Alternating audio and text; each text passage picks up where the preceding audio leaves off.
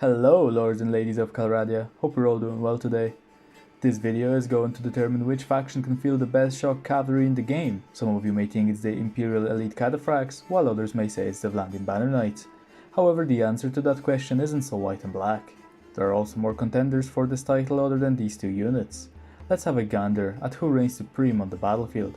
We're going to cover who has the best skill set for the job, who's best equipped for the job, and whose horse is superior. Before we start, I would also like to say thank you for all the support you guys are showing for the channel. It really motivates me to keep creating content. Let's have a look at our 4 contenders. If you're wondering why Canon's Guard doesn't get a chance, it's because their glaive is way shorter of a polearm compared to these fine specimens, and it cannot be couched. Also, they're not as well armoured, neither is their horse, and lastly they're classified as horse archers. If you want to see more info on them, however, compared to these behemoths of horsemen, check the description down below for a spreadsheet comparing all 5. If you're not sure what's the difference between a couchable and a non-couchable lance, it's this.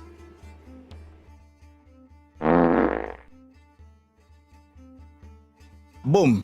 To couch your lance, you simply have to press X while on horseback, but make sure this little icon pops up above your health bar to do so. If it doesn't, then unfortunately your lance cannot be couched. Also, when looking at Lance's stats in your inventory, it should tell you whether it is couchable or not.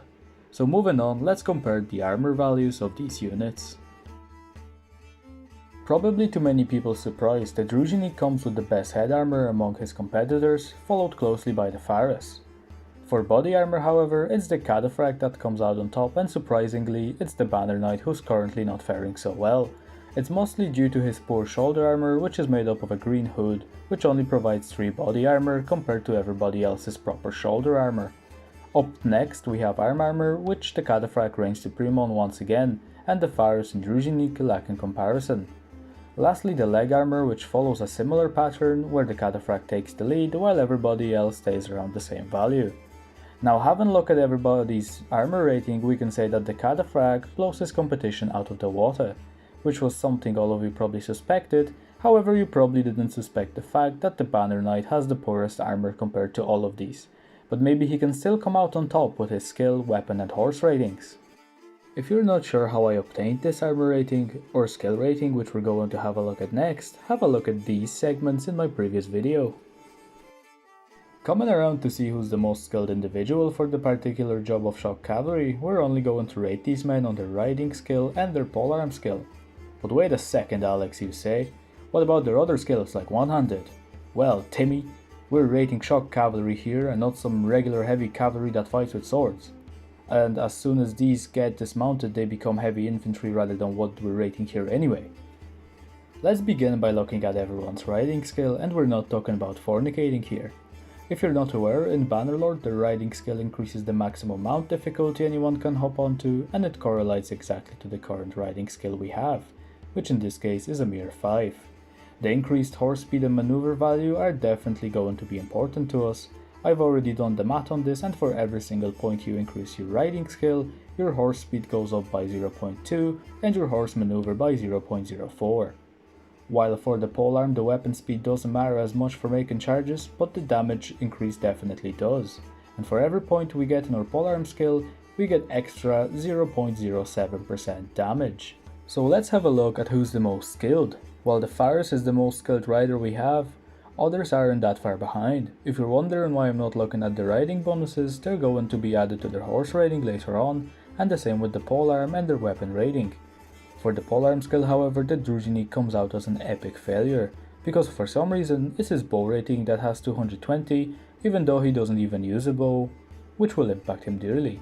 While the Cataphract and Banner Knight lead the way, and the Faris doing pretty well. Skill rating wise, they're all on even ground, apart from the Družinik, who falls behind by a considerable amount. Looking at their weapons, we can see that the Cataphract definitely compensates for something, while the Banner Knight compensates for his lack of armor compared to the weapon length of the other two. Now, the most important part of rating their lances is can they couch though, and everyone is in the clear apart from the Cataphract, who seems like his overcompensation costs him a sweet damage bonus on the battlefield. Even though he can't couch, with good timing he can outjoust his other opponents. Looking at their lance's damage stats in addition with polearm skill, we can see that the Cataphract reigns supreme, and like I predicted, the Družinik suffers a lot. However, compared to the Cataphract, he can couch. Where is the weapon rating, Alex? You said there will be a weapon rating. Yes, Timmy, I did. However, the damage system in Bannerlord is very intricate, as you can see right here. Not only is the weapon damage multiplied by the relevant skill, it's further multiplied by the type of damage the weapon deals, multiplied by the multiplier that depends on which body part you hit, and the speed of the attack's relative movement, from which we deduct the damage based on the armor of said body area we just hit.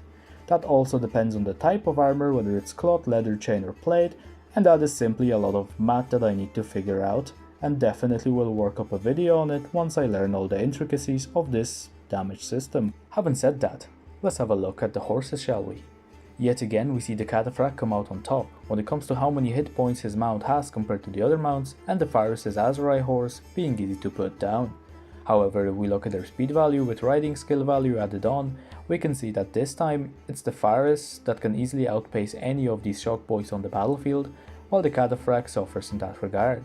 Looking at maneuverability of these horses, we see the Sturgeons are great at quickly turning around and charging you again. However, with Azurai being not that far behind, we can simply conclude that Azurai's shock calf is the most agile on the battlefield, even though their horses cannot withstand much punishment as the others. Looking at the horse's armor value, we see yet again that the Cataphract is the tankiest, while the Sturgeons prefer to armor their horses less so they run a bit faster.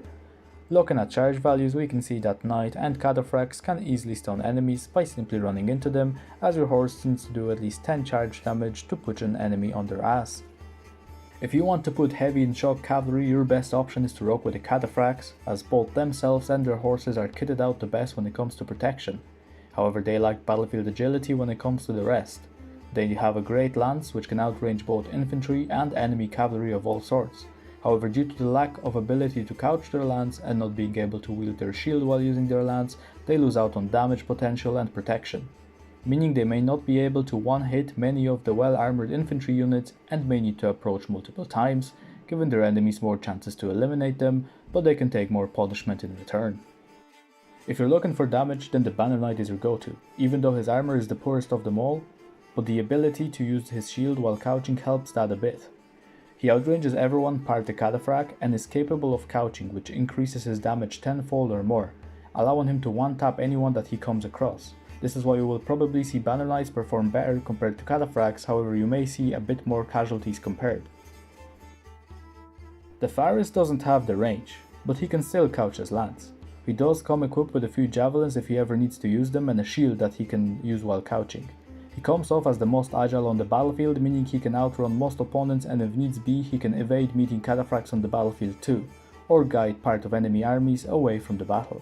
The Družinik, just like the Faris, lacks the range, but is the second heaviest armored with a large shield that offers his durability. He's not the slowest, he's not the fastest. He's not the most dangerous, nor is he the least dangerous. Even though his polearm skill is low, due to the ability to couch his lance, his damage output is better than that of the Cataphract. He doesn't come off as a jewel among the four, I think he comes last, which pains me to say it because as you figured out by my profile pictures, Sturgeon is my favorite. Hope you enjoyed the video and learned something new, guys. Maybe a change of playstyle, or maybe more information on your opponent's army. Have a good day and best of luck on the fields of Calradia.